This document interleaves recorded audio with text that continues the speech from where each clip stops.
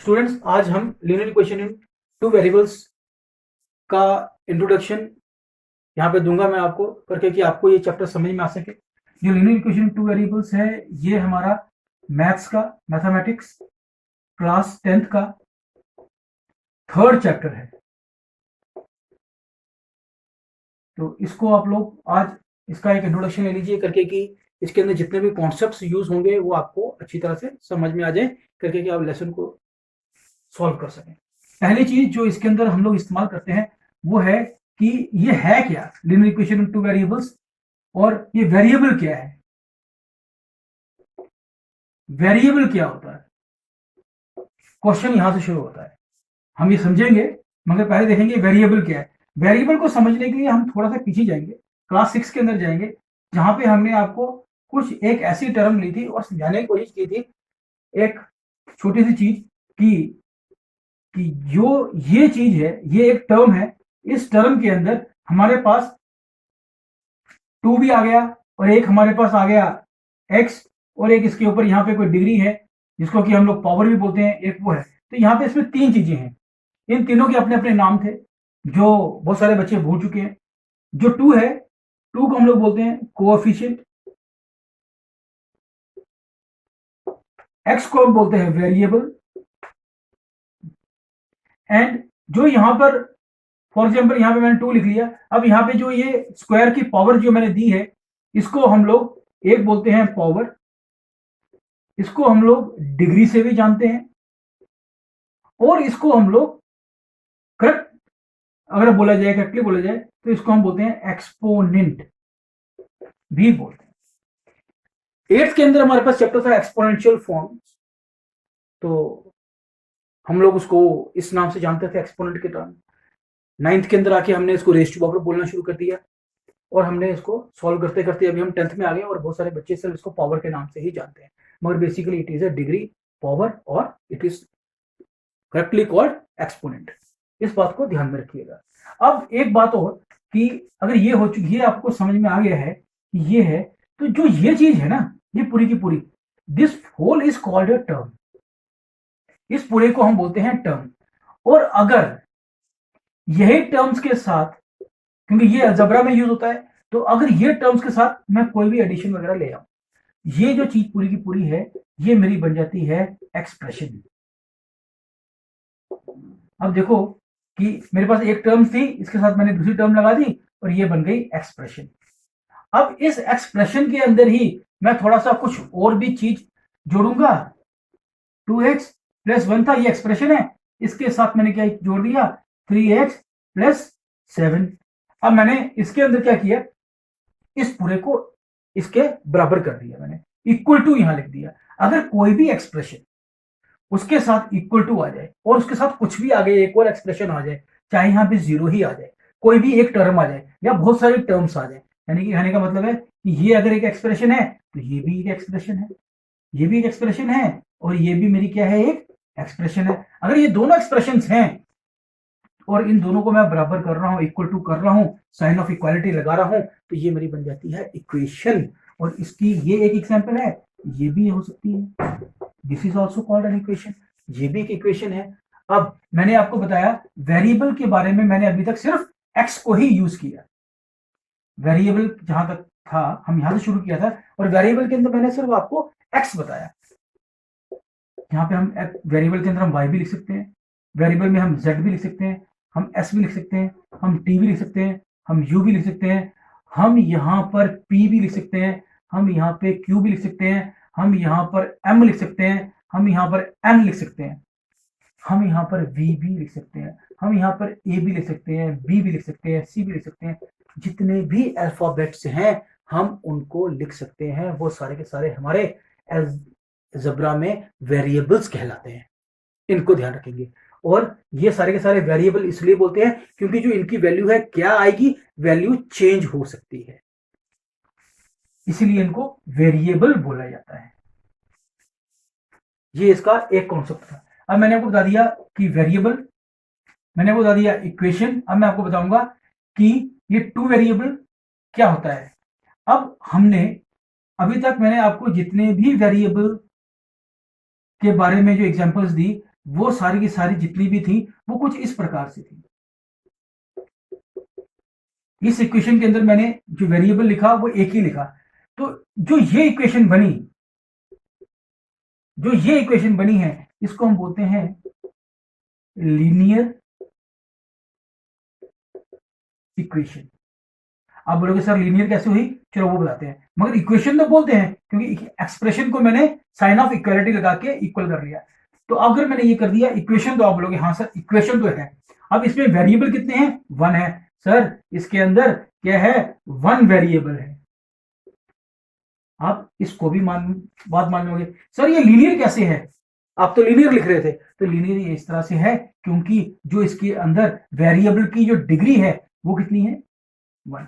अगर किसी भी इक्वेशन के अंदर या किसी भी एक्सप्रेशन के अंदर अगर वेरिएबल की डिग्री, हाईएस्ट डिग्री 1 हो, जितने मर्जी वेरिएबल होने दो, अगर हाईएस्ट डिग्री 1 हो जाए तो वो लीनियर एक्सप्रेशन होगी या लीनियर इक्वेशन होगी। इक्वेशन तब बनेगी अगर वो इक्वल टू साइन लेके चल रही है, और एक्सप्रेशन कब बनेगी, अगर ये चीज ना हो। तो ये लीनियर एक्सप्रेशन बन गया, और अगर मैं इसको हाथ को हटा दूं, इक्वल टू 0 कर दूं, तो ये बन जाएगा लीनियर इक्वेशन। ये टाइप्स ऑफ इक्वेशन का है। अब उसी तरह से मैं एक और काम कर रहा हूं, यहां पर मैंने ये लिखा। अब मैंने देखो क्या किया, यहां मैंने कितने वेरिएबल यूज कर दिए। अगर यहां से लेके यहां तक एक्सप्रेशन है, ये एक अलग एक्सप्रेशन है, तो इधर से लेके इधर तक के अंदर इस एक्सप्रेशन में यहां से लेके यहां तक कितने वेरिएबल्स हैं। यहाँ पे 1 है, यहाँ पे 1 है, ये 1 वेरिएबल है, ये 1 वेरिएबल है। इन दोनों को प्लस करो, कितने वेरिएबल हो गए, 2 वेरिएबल्स हो गए। और ये इक्वल टू 0 है, ये एक्सप्रेशन के साथ इक्वल टू लग गया, और साथ में आगे एक और एक्सप्रेशन आ गई। ये बन गया मेरा, क्या बन गया, इक्वेशन बन गई। मगर कौन सी बन गई, ये बन गई लीनियर इक्वेशन इन 2 वेरिएबल्स। ये बन गई लीनियर इक्वेशन इन 2 वेरिएबल्स। अब आगे,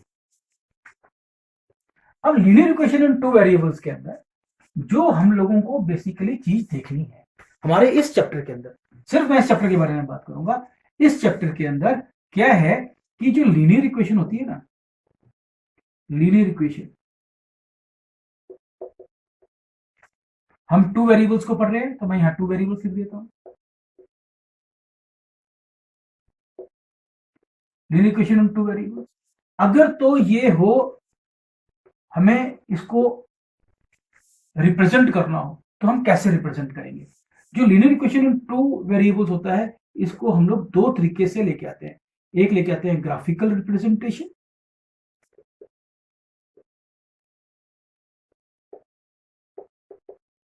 and second is algebraic representation.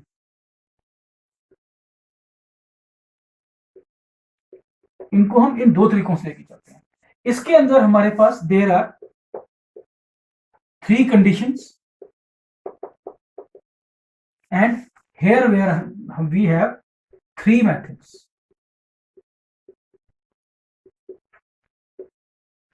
यहां पे हमारे पास 3 कंडीशंस होती हैं ग्राफिकल रिप्रेजेंटेशन के लिए, और यहां पे हमारे पास 3 मेथड्स होते हैं सॉल्व करने के लिए। और जो ये 3 कंडीशंस है इसके बारे में बताता हूं। जो ये 3 मेथड्स हैं ये भी लिख लीजिए, क्योंकि इनको मैं जब हम आगे जब चैप्टर को आगे लेके चलेंगे 3.2 3.3 करेंगे, तो वहां पर मैं जाके इसके बारे में आपको जानकारी देता रहूंगा, मगर इनके नाम लिख लीजिए ताकि कि हम लोग इसके बारे में देख सकें। सबसे पहले लिख लो substitution method, substitution method. Second is elimination, ये सारे मेथड हैं, elimination method, substitution method, and third is cross multiplication method. ये सारे सिखाए जाएंगे आपको, इस चैप्टर का है इंट्रोडक्शन। अब इसके अंदर हमारे पास ना 3 कंडीशंस होती हैं। अब इन 3 कंडीशंस के बारे में बात करेंगे। These 3 conditions are very very important, क्योंकि जब तक हमको ये कंडीशंस नहीं पता चलेंगी तब तक हम आगे जा नहीं पाएंगे। अब मैं इसको थोड़ा सा मिटा रहा हूं और ये कंडीशंस के बारे में बात करूंगा। अगर हम लीनियर इक्वेशंस को देखें तो अभी तक मैंने आपको जितनी भी लीनियर इक्वेशन बताई उसके अंदर मैंने आपको एक ही इक्वेशन बताई है। अब इसके अंदर होता क्या है कि हम लोग, जैसे कि मैंने यहां पे आपको लिखा था 2x plus 3y plus 1 is equal to 0, मैंने एक इक्वेशन लिखी थी यहाँ पे। अब ये लीनियर इक्वेशन तो है ही है क्योंकि हाईएस्ट डिग्री यहाँ पे 1 आ रही है और वेरिएबल 2 आ रहे हैं, तो लीनियर इक्वेशन है 2 वेरिएबल। अब यहाँ पर एक इक्वेशन थी, अगर क्या हो कि अगर हमको एक इक्वेशन और दे दे, अगर वो हमको ऐसे दे दे, कुछ ऐसे लिख दे, अब क्या करेंगे, इसको हम कहते हैं, अगर दो इक्वेशन दी गई हो, we say that it is a pair of linear equations in two variables. क्योंकि ये पेयर ऑफ इक्वेशंस थी, हमने पेयर लिख लिया। अब ये लीनियर इक्वेशन थी, हमने लीनियर इक्वेशन लिख लिया। टू वेरिएबल्स की थी, हमने टू वेरिएबल्स लिख लिया। अब ये पेयर है। अब इसके अंदर एक और चीज आती है कि जब भी हमको, मैं फर्स्ट इक्वेशन लिख रहा हूं, जब भी हमको कोई भी इक्वेशन दी गई हो, हम लोग उसको एक जनरल इक्वेशन के साथ इक्वेट करते हैं, इक्वल करते हैं, कंपेयर करते हैं। वो जनरल इक्वेशन क्या होती है, इसी से बनती है। वो कुछ इस तरह से होती है, a x plus b y plus c is equal to 0। अब हम करते क्या है कि जो वेरिएबल है उनको हमने ऐसे ही रख लिया और साथ में जो इसके साथ में जो कोफिशिएंट था उसकी जगह पे हमने ए लिख लिया, जो सेकंड वेरिएबल था उसके साथ जो कोफिशिएंट था उसको हमने बी बोल दिया, और जो ये टर्म थी कांस्टेंट टर्म जिसके साथ कोई वेरिएबल नहीं है उसको हम लोगों ने सी बोल दिया। अब इस बात को याद रखना है। और हम लोग क्या करते हैं, जब इसको इक्वेट करते हैं, कंपेयर करते हैं, तो हम कहते हैं कि ए की जगह पे क्या आया हुआ, ए इज इक्वल टू 2। इस इक्वेशन में ए की जगह पे क्या है, 2 है। इस इक्वेशन में बी की जगह पे क्या है, हम कहते हैं बी की जगह पे यहाँ पे 3 है। और जो कांस्टेंट टर्म यहाँ पे आई हुई है इस इक्वेशन में क्या है, वो 1 है।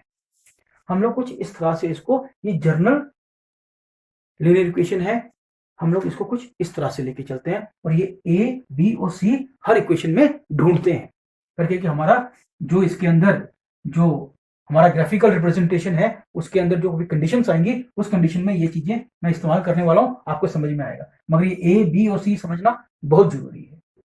अब आ गई ये वाली बात कि अगर एक इक्वेशन थी, अब हम क्या करेंगे अगर हमारे पास ऐसे दो इक्वेशन आ जाए, हमारे पास पेयर ऑफ इक्वेशन आ जाए। एक इक्वेशन में तो समझ में आ गया सर, ए भी समझ में आ गया, बी भी समझ में आ गया, सी भी समझ में आ गया। सर क्या करेंगे जब यहां पर ये होगा, करना कुछ नहीं है, आपने इसके लिए a x plus b y plus c is equal to 0, इसके लिए भी a x plus b y plus c is equal to 0। Sir क्या फर्क पड़ा सर, ये ए बी एक्स, ये ए एक्स है, बी वाई सी वाई, ये भी वही है, तो फर्क क्या है, फर्क है। ये मेरी फर्स्ट इक्वेशन है, ये मेरी सेकंड इक्वेशन है, इसलिए मैंने लिख लिया यहाँ पे 1 1 1 कि ये सारे के सारे मेरी फर्स्ट इक्वेशन की हैं, ये सारे के सारे मेरे सेकंड इक्वेशन की हैं। तो मैंने यहाँ पे इनके साथ जितने भी मेरे ये वेरिएबल या कॉन्स्टेंट्स थे इनके साथ मैंने a1x b1y c1 लिख लिया करके कि मैं आसानी से बता सकूं कि इसके अंदर a1 is equal to 2, b1 is equal to 3, c1 is equal to 1, a2 is equal to 5, b2 is equal to 7, c2 is equal to 9। अब ऐसे इसको निकाला जाएगा और यहां से ये चीज बताने का बहुत जरूरी था क्योंकि अगर हमको ये पता चल जाए कि ये कैसे निकलेंगे जो पेयर ऑफ इक्वेशंस होंगी तो वो कंडीशंस क्या है। अब मैं वो कंडीशंस की तरफ जा रहा हूं, इनको थोड़ा सा ध्यान में रखिएगा क्योंकि अब मैं आपको वो कंडीशंस बताऊंगा जिसके अंदर ग्राफिकल रिप्रेजेंटेशन होगी। और ये जो 3 कंडीशंस हैं वो देखिए। Condition number 1, if a1 upon a2 is not equal to b1 by b2, then the system of equations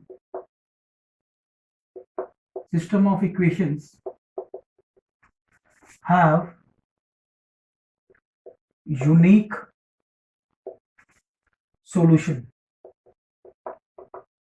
अगर यूनिक सॉल्यूशन होगा इसी के नीचे तो हमारे पास जो आंसर होगा 1 सॉल्यूशन होगा क्योंकि वो यूनिक है। यूनिक का मतलब होता है 1 सॉल्यूशन। नंबर 2, जो लाइंस होंगी, लाइंस विल बी इंटरसेक्टिंग, और जब ये इंटरसेक्ट करेंगी तो थर्ड पॉइंट हमारा यहां से निकल के आता है कि lines will intersect at a point.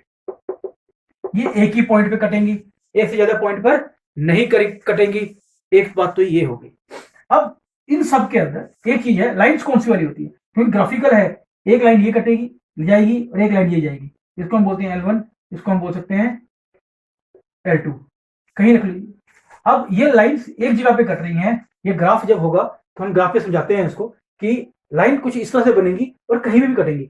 Not necessary कि लाइन की डायरेक्शन ऐसी ही बनेगी, लाइन की डायरेक्शन ऐसी भी हो सकती है कि एक लाइन ऐसे जा रही है, एक लाइन ऐसे आ रही है। देखो ऐसे भी हो सकता है, ये ऐसे भी हो सकता है, ऐसे भी जा सकती है।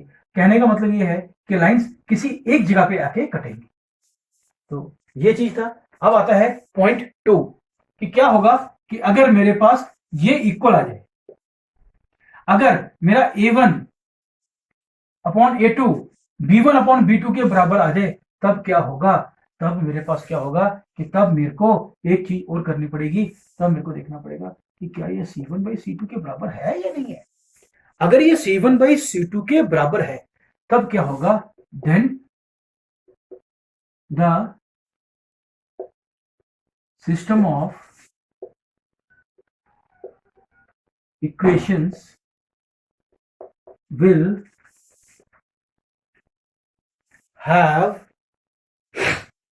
How many solutions, many solutions. इसको हम बोलते हैं इनफाइनाइटली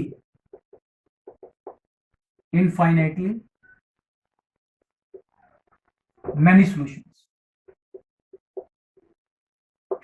अगर ये इनफाइनाइटली मैनी सॉल्यूशंस हैं तो lines, then the lines will be intersecting. Lines कटेंगी आपस में, जरूर कटेंगी, but the lines will coincide each other। coincide each other का मतलब है कि एक के ऊपर एक आ जाएगी। मैंने यहां पे एक लाइन बनाई, इसी के ऊपर मैं एक और लाइन बना देता हूं। ये लाइन बनाई है, ये मैंने बनाई L1, अब मेरे को एक और लाइन बनानी है, इसी के ऊपर बनानी है। ये लो जी, मैंने एक और लाइन बना दी और यहां लिख दिया L2। अब कोई क्या बोलेगा कि बता सकता है मेरे को कि इसके ऊपर कौन सी लाइन है, कौन सी नीचे है? कोई नहीं बता सकता। अब ये क्या है, कोइंसाइड कर रहा है। अब ये क्योंकि हर जगह पे लाइन कट रही है, हर जगह पे मिल रही है, इसीलिए इसका क्या है, बहुत सारे सॉल्यूशंस होते हैं। अब आएगा क्या हो अगर, व्हाट हैपेंस व्हेन, ये इसके बराबर तो हो गया मगर ये इसके बराबर नहीं हुआ। अब क्या होगा, तब क्या है, तब जो कंडीशन है, then the system of equations have no solution. तब इसका कोई सॉल्यूशन नहीं निकलता। तब क्या होता है, in such a case then the lines are parallel. अब मैंने यहां दिखाया, देखो पैरेलल क्या होता है, ऐसे। अब लाइंस कट रही हैं, नहीं कट रही हैं। जब लाइंस कट ही नहीं रही तो हमारा आंसर नहीं निकलता है। तो क्या हो गया, पैरेलल हो गई लाइंस। तो इसको हम लोग इस तरह से रिप्रेजेंट करते हैं। ग्राफ के अंदर ये सब आएगा, हम ग्राफ में करेंगे। Then the lines are parallel. जब लाइंस पैरेलल हैं, the lines, then the lines are not intersecting. हम लिखते हैं कि लाइंस आर नॉट इंटरसेक्टिंग और इनका सॉल्यूशन होता नहीं है। अब इस चैप्टर में तो इतना ही है, ये 3 कंडीशन थी ग्राफिकल की और वो मैंने बता दी। मगर एक बात याद रखना कि जब भी हमारे पास कभी भी linear equation in one variable हो, उसको हम लोग ग्राफ के ऊपर रिप्रेजेंट कर सकते हैं। मगर जब भी लीनियर इक्वेशन इन 2 वेरिएबल्स हो तो हमारे पास कभी भी कोई भी रिप्रेजेंटेशन करनी हो तो हम रिप्रेजेंट करते हैं कार्टेशियन प्लेन के ऊपर। इस बात को ध्यान रखिएगा। बस इस चैप्टर में इतना ही है और आगे हम आपको लेके चलेंगे। अगले जब हम एक्सरसाइज समझाएंगे तो उसके अंदर आपको बताएंगे। Thank you very much.